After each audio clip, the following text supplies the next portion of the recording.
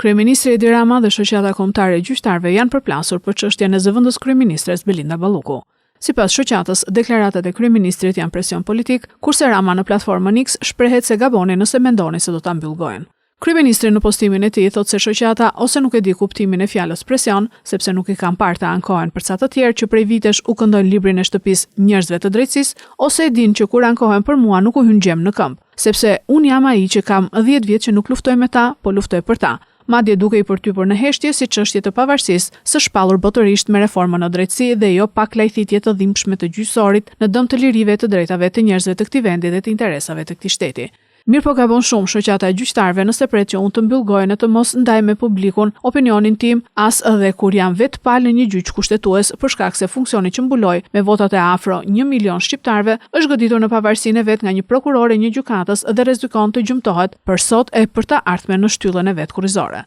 Jo vetëm kaq, po shoqata e gjyqtarëve duhet të di që do të gabonte, po kaq shumë, sikur të priste heshtjen time për kërkesën e saj skandaloze dhe të përsëritur ndaj gjykatës kushtetuese për rirritjen e pagave të gjyqtarëve me vendim gjykate, duke rrëmbyer kompetencat e qeverisë të parlamentit. Heshtja ime herën e parë përpara se të merrej ai vendim befasisht i turpshëm, nuk do të përsëritet këtë herë kur merri kërkesën në fjalë, shoqata e gjyqtarëve po tenton të marrë nga buxheti i shtetit duke anashkaluar qeverinë dhe parlamentin një rritje të re prej plot 1.600 eurosh plus pagës aktuale. Ndërkohë unë dhe qeveria e shumica parlamentare që kam nderin të udhëheq, mirëpresim krah hapur çdo komunikim institucional me shoqatën në fjalë për të adresuar nevojat e sfidat e drejtësisë së re, ku parimi i shenjtë i pavarësisë së gjyqësorit duke mbrojtur me çdo kusht jo vetëm nga ndërhyrjet e jashtme të kujdo qoftë, përfshirë dhe mua vet, por edhe nga krimbi brendshëm i papërgjegjshmërisë së gjyqtarëve i cili bren për ditë besimin e popullit tek drejtësia.